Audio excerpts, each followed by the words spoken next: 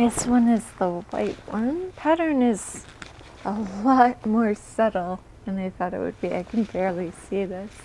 Vague plans for this one, definite plans for this one, and I have no idea what I'm going to do with this one. So here are the sheets, all washed, dried, and hung. These three will go into the fabric closet for future projects. So I'll have all this fabric on hand once I decide I want to do with it.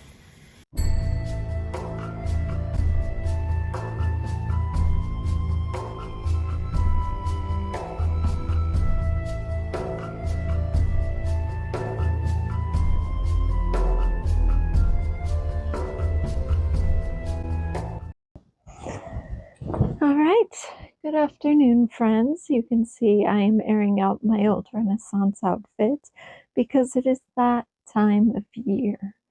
And we've actually found a couple of new Renaissance fairs that we're going to try out this year. Not the same Irwindale one over and over again. And unfortunately, the California City Renaissance Fair is still closed. That's going to be a bunch of new goals going forward this year into the summer, is exploring new Renaissance fairs and a few other festivals. And as you can see, I have completed the DEMASK Renaissance outfit. Now this vest doesn't look like the one that appeared in my day at the Arundel Renaissance Fair. It's because it's a different vest made out of a different sheet. After that vest was one of those things where I felt obligated to get it done in time, but I didn't do it well, and I was very unhappy with it. So I started over, and third time's the charm. As you can see, this vest has different aspects to it. It fits better, it's longer, it goes actually down to the waist. But that is before I get too much into that, that's going to be an explanation for another video. So actually what I'm going to do today is explain what happened to the white damask sheet. So we have the blue and the tan that went into my Renaissance outfit, but the white sheet went into something very, very different. And this is one of the things I really like to stress when holding on to certain fabrics until inspiration strikes, because you just never know what kind of inspiration is going to hit you down the road. And it happened with Pongo, and it happened with the white damask sheet. I just kind of held on to it until I could get a really good idea of what I wanted to do. So today, that's what we're going to do. We're going to explain what happened to the white sheet. So over here, you can see that on top of this vest that I've created just an extra little crop vest. It was just a fun little experiment, and it's not quite finished. This will be actually an option to wear with my navy blue harem pants. But while we're on the topic of belly dance and crop vests, I wanted to show you this. This I found at a yard sale. You can see it's been well worn. It's very used. It came to me actually quite stained. That's kind of the problem with white, is it easily stains. So I did put a lot of work into this, including giving this vest a companion piece. And that companion piece, I chose to use the white damask fabric to make a pair of harem pants for this vest. I had gone through my entire fabric collection, just trying to see what had the best match. I mean, white on white, you really don't think that's going to be hard, but turns out it was. It was actually quite difficult to match white on white. I wanted to go with a more off-white, which I didn't really have, but what I did have was the damask sheet that had a nice pattern on it. It had texture instead of just plain, and that's the option because this vest has a lot of intricate detailing. There's a lot of embroidery. You can see the sequins. It's so beautiful and glittery, and I really can't wait to put this outfit together. So my thought was, why not continue that texture all the way down? So when I bought the vest, it was just by itself. But I'm sure at some point it did have a companion piece. It just didn't find its way to me, but the vest did. And it really is my favorite piece that I found that day at the yard sale. And I really wanted to do it justice. So the plan is to make the pants as a companion piece for the vest and use that base outfit into two separate looks. This is something that I really love to do with my costumes, is take really base pieces and just depending on how you accessorize, it will just determine what that look is. We're going to go over the construction of the pants, and then later on down the road, I'm going to show you what additional garments I made for the outfit, as well as what accessories I plan to add to the outfit. So here's the problem I'm having. I am not going to be able to cut this leg the way I normally cut patterns, which is to fold the fabric over and then just cut the two pieces in one cut. The pattern on the sheet will not allow that. Normally that's something I do for a solid colored sheet, but this is a pattern sheet, which means I need the pattern to flow the same way for each leg. So if I fold it over this way and lay the pattern piece across, the pattern will be sideways, and if I fold it over and lay the pattern vertically, then one of the legs will be upside down. So what I need to do is cut each leg individually. So I have the pattern piece here in this corner, and then I'm going to move it up into this corner.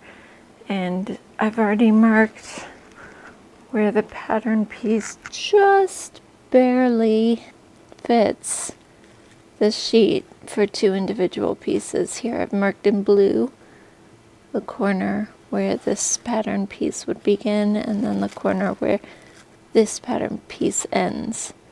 So there's just barely enough room, and cutting opposite corners is the only way this thing fits, but I just barely have enough room for each leg. So I'm going to pin this down and cut this corner out, and then pin it down over here and cut that corner out. And in case you're wondering, the head of the sheet is here. So it looks like the pattern's going to be upside down, but I did examine the pattern and it is actually flowing the wrong way. So whoever sewed the sheet did it wrong. Way to really overcharge your customers there, Ralph.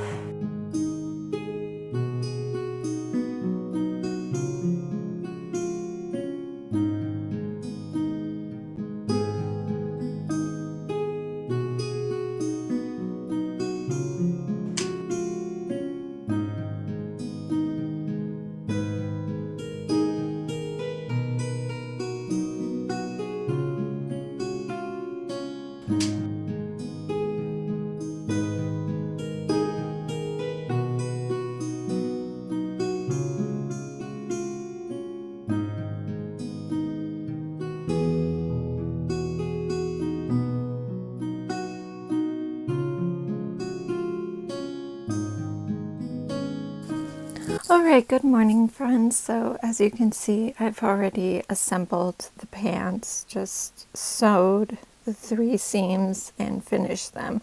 And that's because I've already made a pair of pants. So if you want to go for the specific mechanics of making a pair of harem pants, that video will be available in the description.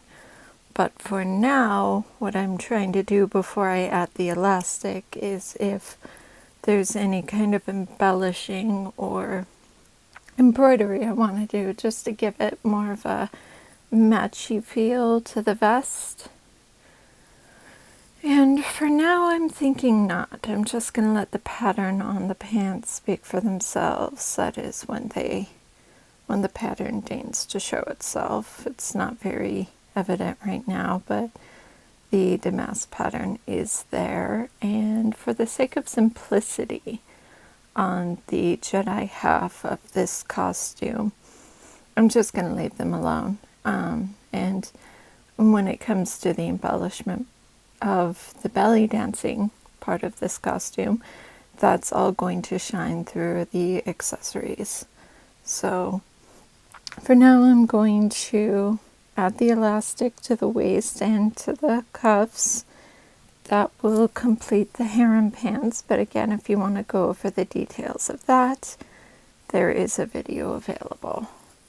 So the next time you see me, I'm going to have a complete basics for the outfit, and we will start on the accessories. So earlier, when I was trying to decide which thread to use for this part, I was torn between plain white for practical purposes or the silver for more of an aesthetic look.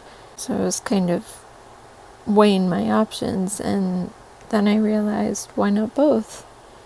We can have the white for structural integrity and silver just to give it a little bit of a pop and give some form of glamour to the pants that we can see in the vest. And so that's what I've done here, is when I threaded my needle, I have both. So the white is doubled up, and then I have a single strand of silver.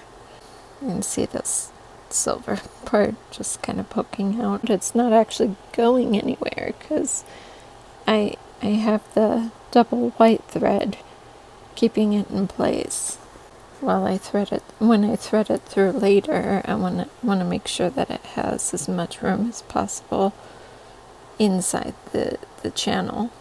Another thing I'm noticing while I sew is that it seems like the pattern is much more visible when it has a contrast. So right now I have it up against my leg, and I'm wearing these olive green leggings, and you can kind of see through the pants, and I've noticed that it just kind of makes the design itself shine through more with a contrast underneath.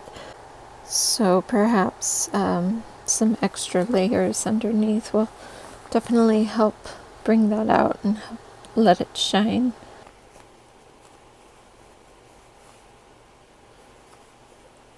I've been poking myself a lot today, but this time around, every time I do, I have to stop and wait to see if any blood appears, because the last thing I want to do is get stains on my all-white outfit. Now, it's just this complication of every time I poke myself with a pin, which in general just happens a lot, not just today. I just pause and examine. I do see a bit of a dot this time. I did get myself pretty good, but no blood is coming up, thank God. So I'm just gonna move forward now and get the elastic sewn together. Edge goes right at the mark. So we're going to sew this together, and then I'm going to close the channel. Now we have to address the vest. I have a few plans for this, and the first thing I want to do is see what I can do about deep cleaning. So when I originally bought it, it just kind of looked like this was a nice off-white, but the closer I look, the more I realize that it's discolored, especially around the seams. Like this happens a lot with older white garments where they just yellow over time, and for some reason, especially around the seams, I'm trying to get in as close as I can, but you can kind of see how the off-white darkens in this area here and down here at the bottom. So I've been doing some research to see what I can do about this and how best to clean it, and I have a few options. A lot of them require soaking for multiple hours, even up to 24 hours. So I'm going to try that. I'm going just one recipe after another, see if any of them take, and then we'll go from there. And I would like this to be as shiny and sparkly as I can get it. I really do love the embroidery, and the sequins are very sparkly, and I love that too. I just want it to be a little cleaner.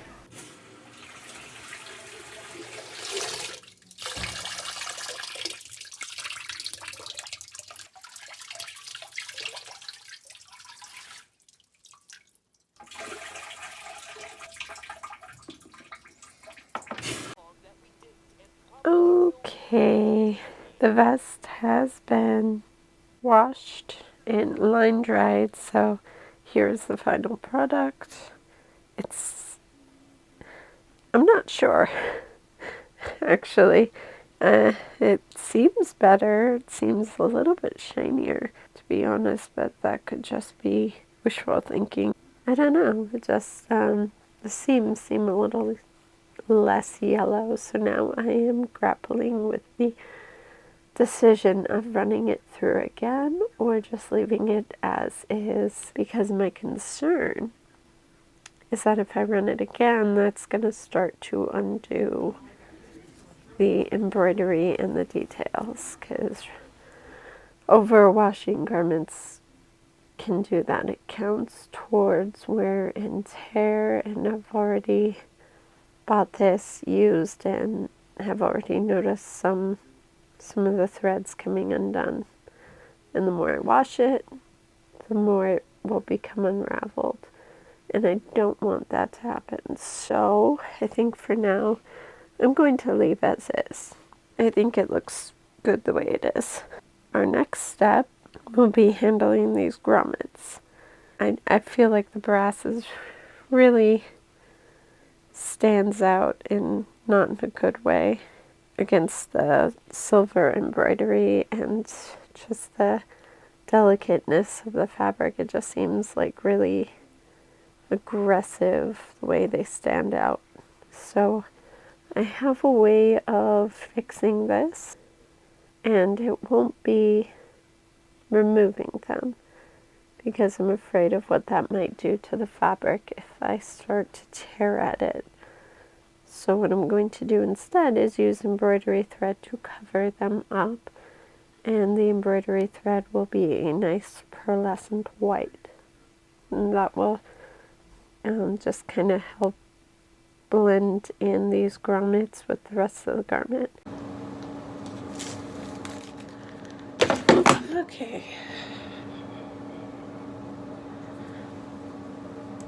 So according to some training that I got way back when I was a kid, as to when embroidering and using this kind of embroidery thread, what you do is you open up the amount of threads within that embroidery thread bundle, and you split it in half. So three strands per bundle. So we're just going to split it down the middle, according to my first ever sewing teacher way back when I was in elementary school. So we've got 3 strands. We're just going to gently pull the other 3 away.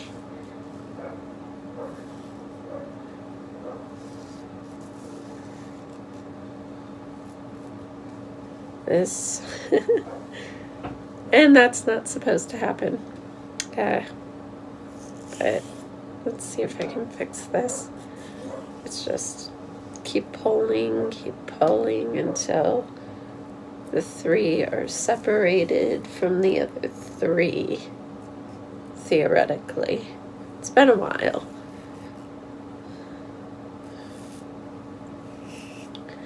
Okay, well, that's 2, so just 1 more to separate.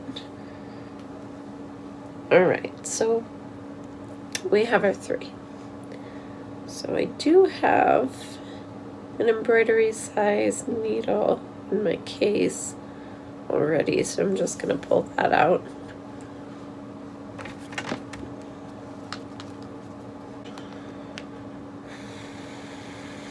Yep. So this is the needle I'm going to be using. It's kind of hard to get the focus on, but there's a very long, not wide, but long open eye here at the end. So when embroidering, that's the kind of needle you want, and I still made sure it's one with a nice sharp point. So now's the trick where I get all 3 strands into the eye of this needle. Again, it's been a long time since I've done this last, so it's not gonna come back immediately. Here we go. So we got all through in. We're gonna tie. So as usual, I'm going to double these up. Don't have to, but I like to because that keeps the needle secure. Here we go. There, now it's even. And we're gonna knot it.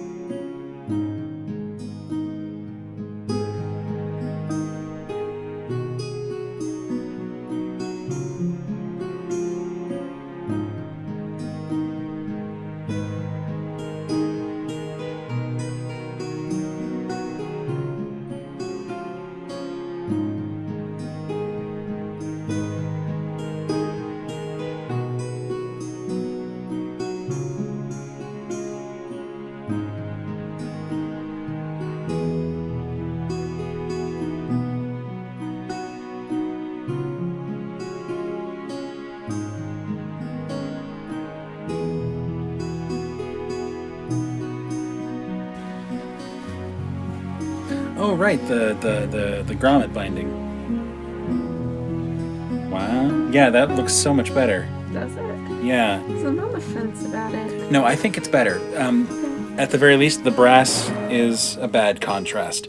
So if we were going to do anything else, other than binding it and with sparkly thread, we'd have to take out all the grommets, and by we I mean you, and then I'd have to smack new grommets into them on the workbench. And that was the absolute last thing I wanted to do. Exactly. So this is the only thing that was really possible if we were going to get the brass look out.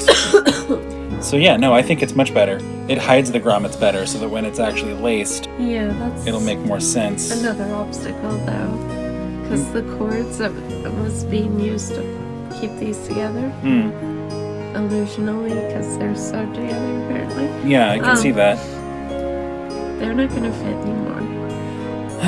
Darn, we'll have to find you new draw cord. I actually have silver ribbon coming. No, well, of course. Well, then, yeah, that's not a problem. Then that's just a delay.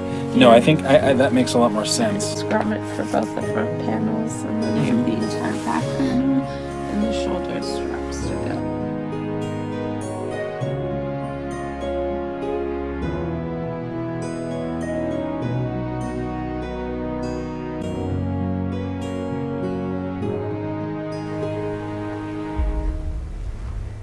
Okay, here it is. I've got both pieces completed in terms of making and adjusting. Pants are made, and the vest has been as cleaned as well as it can be. The grommets are all wrapped, and I've replaced all the drawstrings with silk ribbon. So this is what the completed outfit looks like. Now, in order for these pieces to achieve two different looks, what we need is some hardcore accessorizing, which I am working on now.